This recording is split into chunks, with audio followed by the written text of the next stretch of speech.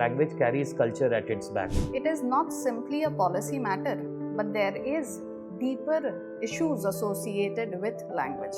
As he said, language is the vehicle on which culture travels. Then Article 29 Clause 2, no one shall be denied admission into an educational institution maintained out of state funds on the grounds of religion, race, caste or language. You see in Article 15 Clause 1, there is no mention of discrimination on the basis of language.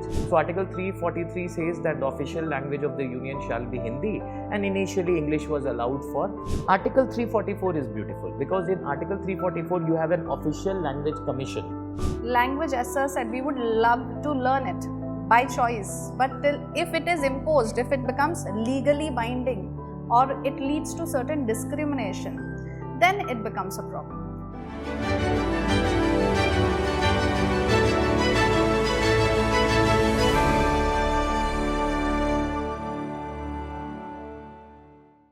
Hello everyone, welcome to the Perspective series. India has been a land of unity in diversity. There are multiple factors of diversity within India and language is one of them. Although there are linguistic diversity in India, but again they have been a part of culture, integration, social harmony in India. But recently there has been ongoing debates around the country with respect to language use. So in this series we are going to discuss what exactly are the issues and what are the potential solution with respect to language as a part of integration into Indian cultures. Joining us today is Ayushi ma'am and Amil sir, who are going to give us a beautiful analysis of the whole topic. So starting with you sir, a very warm welcome. Thank you. Sir, what exactly has been the news or the reasons why exactly this language issue has come back again in the discussion? That's a wonderful question. See, the issue started, it has connotations related to linguistic diversity as well as federalism. It started with National Education Policy 2020, where in serial number 4 you will find a mention of language policy. So although if you read that, there is a clear mention in the National Education Policy that there will be no imposition of language. Although there were some reports that certain funds were stopped or reduced because of non-implementation of National Education Policy by Tamil Nadu. So it started with a fiscal federalism, overall federalism dispute between center and the state, first thing. But it went on to more aggressive tenor when we see Maharashtra, where people were actually beaten up for not speaking the language. And then there was a video that surfaced related to a public official from some public sector bank, who was asked to speak in the native language, which she said that I won't be speaking. So this has political undertone, this has federalism, this has assertion of identity, and most importantly, language is the career of culture. You see people who speak one language, they are culturally very common. So language carries culture at its back. So there may be issues arising out of people being insecure about their cultural identity. At the same time, I also feel that there is a hint or there is an element of political, what you call, benefit that can be reaped from this issue. So it has a mix of multiple things. So as you rightly pointed out, again, language has been a tool in policy with respect to the national education policy. It has been also in news with respect to ongoing administrative or governance issues with respect to different states. So ma'am, I would like to ask you whether it is just a policy level or a governance tool, wherein sir told that again language has been a form of cultural integration. But we have seen many times as discussions going on in Maharashtra or different parts of the country, is it something where again people are thinking it as a part of their regional identity and they are trying to impose language on the idea of regional integration or regional identity? Hello Paritosh, it's nice to be part of this panel discussion. Yes, as you rightly pointed out and as sir was mentioning it in his point of view, that of course it is not simply a policy matter, but there is deeper issues associated with language. As he said, language is the vehicle on which culture travels, and so rightly so. So you find that language becomes an issue of regional pride, yes, and regional identity. So it is not simply a matter as far as this is the policy of Government of India, and if you are not adapting to this policy, because what happens, New Education Policy 2020 gives or cites 3 language formula. Earlier also, a new education policy of 1968 also had emphasized on 3 language formula. But in that policy, they had specifically said one language would be English, one would be Hindi, and the third would be a regional language. This time around, however, Government of India gave a flexibility to the states. It said that there are 3 languages that you need to adopt, and the only compulsion is that 2 languages should be native Indian languages, and third language can be chosen. It can even be a foreign language, in fact from higher secondary level. Now the issue vis-a-vis Tamil Nadu. Also, when they have said that out of the 3 languages, 2 need to be native Indian languages, they are not specifying which exactly is the language that the state needs to choose. Now vis-a-vis Tamil Nadu, the issue is that Tamil Nadu has adopted a 2 language formula. Yes, because Tamils have a very strong of Tamil identity and they are against imposition of Hindi. So they have a 2 language formula, while the center through new education policy talks about 3 language formula. And since the state is not ready to adopt the 3 language formula, they say that we have done academically well, our economy is growing, so 2 language formula has reaped benefits for us and we are not ready to accommodate 3 language formula, and therefore you find that the tussle between the center and the state. But apart from it, of course, it is a language is a deeply emotional issue, and then it is utilized for political gains. Yes, in Maharashtra, in fact, you see that the state of Maharashtra was created on linguistic basis from the bilingual state of Bombay. Yes, so there was a movement for Samyukta Maharashtra with Bombay in 1960, and consequently Maharashtra got created. So this son of soils is an idea whereby political parties mobilize votes, saying that they are there to safeguard the interest of the locals against the migrant population who seems to be displacing the local culture, right? So that's the issue with Maharashtra. Tamil Nadu, as Sir said, Tamil is they are very strongly attached to the issue of Tamil language. In fact, prior to India's independence, when C. Rajagopalachari government tried to implement Hindi, the Justice Party and E.V. Ramaswamy Periyar, even then they opposed imposition of Hindi. So we trace the roots to that. And yes, Karnataka has a 3 language policy, but has recently got embroiled in this issue because, once again, assertion of the native language. Yes, so that's the issue, that is the concern, and the problem is that they are enforcing it on the non-native residents. And in India, we have freedom of movement, freedom of residence, freedom of pursuing profession anywhere in India. So that becomes a cause of tussle. Thank you, ma'am. You gave a very beautiful between the natives and the non-natives. Okay. Yes, thank you. So you gave a very beautiful nuanced understanding regarding the idea between regional identity vis-a-vis the idea of language which has been going on. So, sir, I would like to ask you, because constitution is the rule of the law, right? And again, it talks about everything in the country. So, does constitution speaks about language, and what kind of rights around language do we have in the Constitution of India? See, the founding mothers were very clear that India is a land of diversity. And when we say that, we have been saying this, that India, we believe in unity in diversity. This is a very, very serious statement, because unity in diversity is heavier than Himalayas. When we say unity in diversity, we actually mean that our nationalism is not based on language, because the very root of nationalism emanates from having common identity based on language, culture, history. Our common identity is based on celebrating unity in diversity. And as I always say, that India is not a land of melting pot where all the cultures assimilate and lose their identity. India is a land of salad ball where they stay together without losing their identity. Now, coming to the constitution, when you see the Constitution of India is very clear. They were quite aware. You see Article 29, it says any section of citizens can preserve their language, culture, and can conserve their language, culture, and history. So that that actually says, then Article 29 Clause 2, no one shall be denied admission into an educational institution maintained out of state funds on the grounds of religion, race, caste or language. You see in Article 15 Clause 1, there is no mention of discrimination on the basis of language.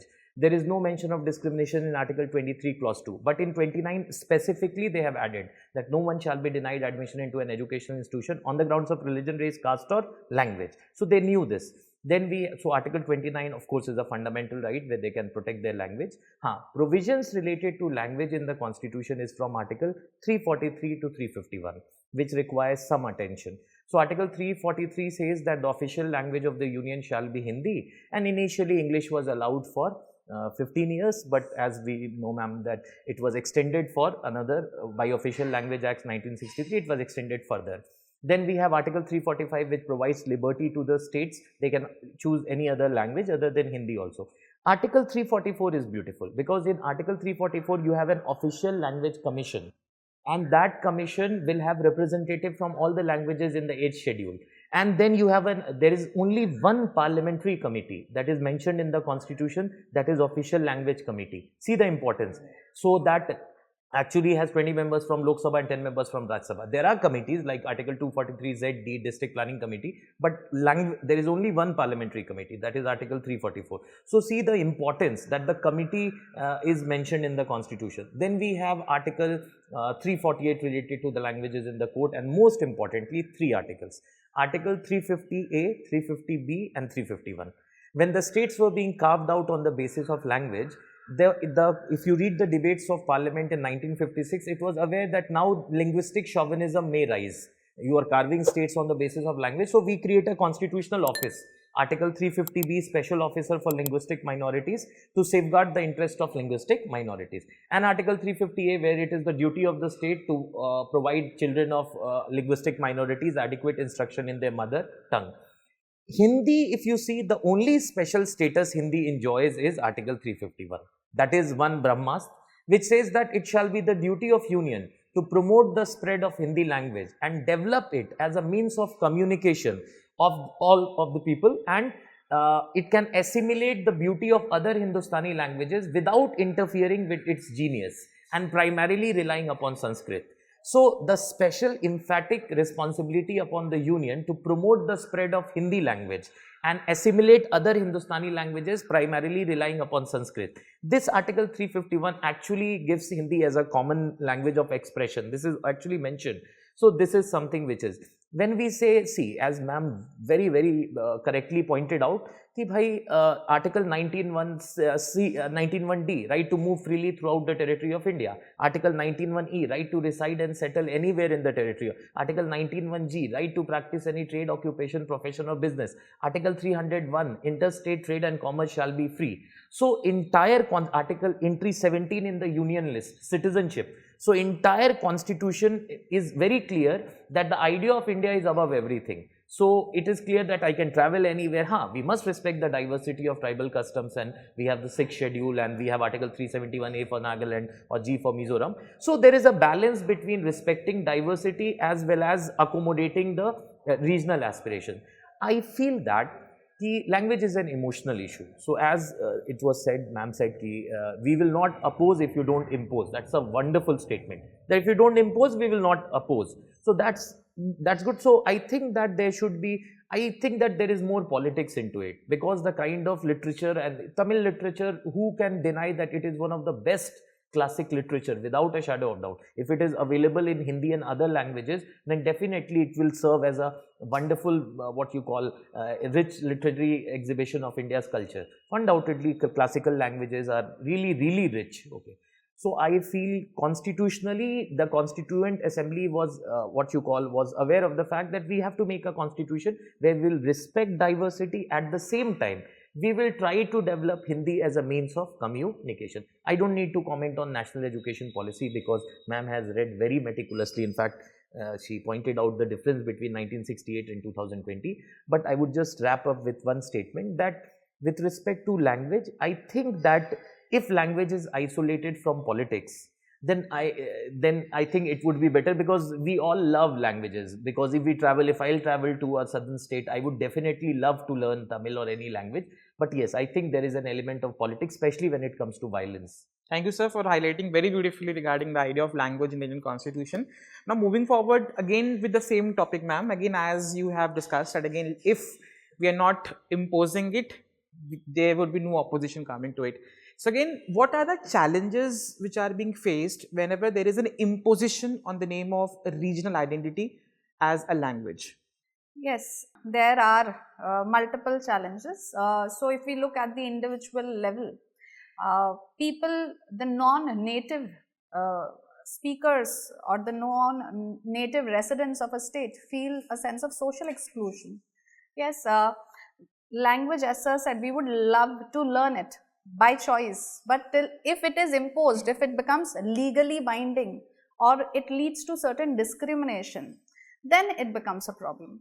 So till the time it is seen as a means, as a bridge of connectivity and not as a tool used to impose, a tool or a yardstick to see whether you have that sense of belonging to this place. So till the time it is a means of communication, a bridge between native and non-native residents, it is fine, but it cannot be seen as a yardstick to test the sense of belonging. Then it leads to social exclusion, it leads to violence, as we have seen across states against the non-nativist speakers. Also at a larger level, at the national level, we see it becomes a flashpoint for linguistic mobilization, linguistic polarization. It becomes a threat to national unity and integrity.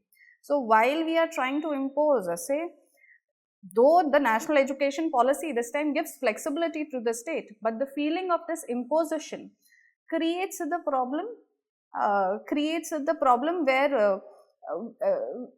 where it leads to linguistic polarization and in fact threatens national unity and integrity. That is the issue. Now that ma'am has told it again, yes, there are certain challenges with respect to imposition. Sir, tell us how exactly, wherein, because again language is again a very good idea of diversity, and again we need to preserve it at the very same time. So what is a way forward with respect to how we can impose, preserve language without creating the challenges which ma'am has discussed? I feel one of the reasons is because of the unequal growth of states. So unequal growth of states because people are migrating from one place to other, which is perfectly constitutional. But at the same time, the people who migrate often are willing to work more hard. And of course, they are willing to give more. So there is a lack of employment opportunities for the locals. Okay, that also leads to breed of hatred. You see people, that is something to, if economic aspect is also there. Second important thing is, I think we should look into, see, everybody is free to travel. We love to travel. With an era of globalization, we cannot expect the linguistic chauvinism. I believe that there should be more regional and equitable growth. Okay, so that is something which is there. Enough employment opportunities. Second, I feel that initiatives like people who are respected across the linguistic spectrum, like stars who are, you see, most of the movies are now have subtitles and all those translation. So I see that the cinema as a medium can serve as a beautiful medium of bridge. Okay, then politics should be isolated. There have been initiatives like that, what you call, you have the Delhi Metro has trilingual, some bilingual announcements and some signboards. Bengaluru have also taken initiative. Then there can be cultural festivals. If we celebrate the language, there will be no hatred. But if we think that language is a divide, so I think one, the role of the center and state to work together. Second, those political parties that are expecting to reap benefits from those political parties should be given a loud message by the voters.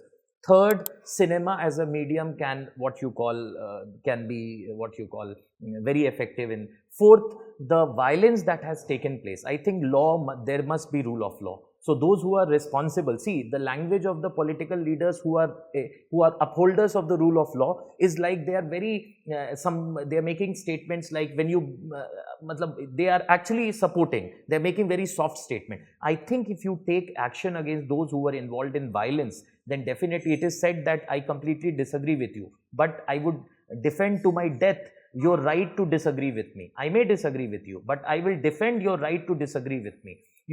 So that is something which is there. So more judicial, fast, expeditious disposal of those cases which actually involve language. So it will serve as a deterrence, and people will think thrice before actually taking law into their own hand. So it is a myriad of multiple steps that have to be taken to do away with this linguistic chauvinism, which actually I am very much what you call agreeable with ma'am, which she said that it threatens the diversity and integrity. It has to be tackled at the earliest, I feel. Certainly, you have explained in a very beautiful way what exactly the governance should be there, on which lines, where again we are respecting language preservation with the very same time not creating disturbance around this whole debate. Again, lastly, I'd like to wrap it up and again ask ma'am that again, as sir has suggested, what kind of, how we are going to go forward with the idea of language integration, but again, tell me what are your viewpoints with respect to how we should go forward, so that again these debates which are emerging around the topic of language should not come out.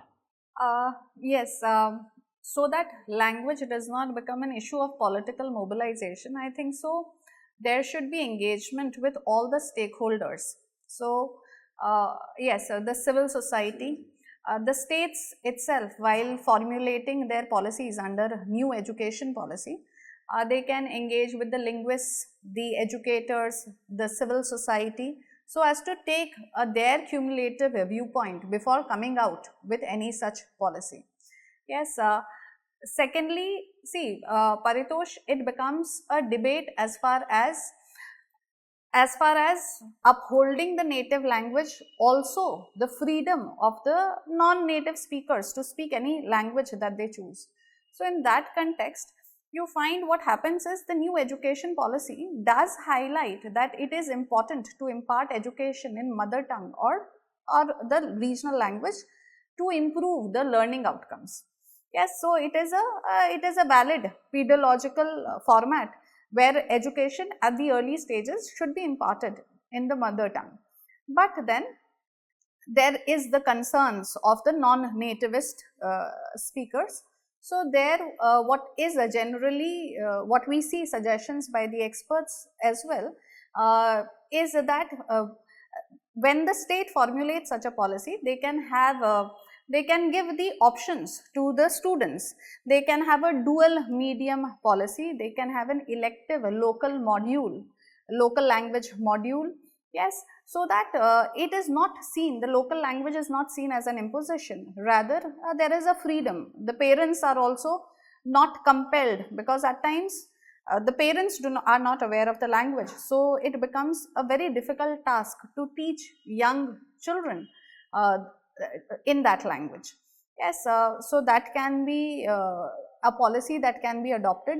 Yes, basically the idea is, let us not impose the language, let us see language as a means of communication. Yes, language comes with there is linguistic pride, there is a sense of belonging. Yes, we have this sense of belonging, but it is not right to impose it on others.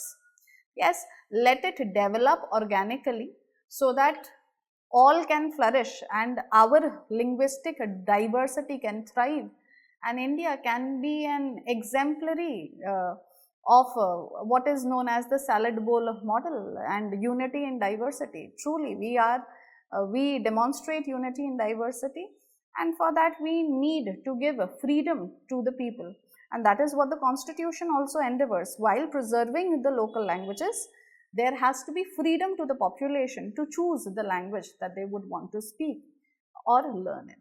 So certainly what I got to know with this discussion, that again, yes, language is a area where again we should cherish with the kind of multiple language which our country has, and at the very same time it should not be a tool of exclusion, it should be a tool of inclusion of people within the social fabric of the country, right? So thank you very much for joining us today, and again guiding the viewers with respect to the ongoing debate around language. So thank you viewers for watching us today, and again we certainly got to know the nuanced understanding around the topic of why language is being in debate, and again how we can cherish with an idea of language as a tool of inclusion, not as a tool of exclusion in society. Thank you so very much, and keep watching for more such videos.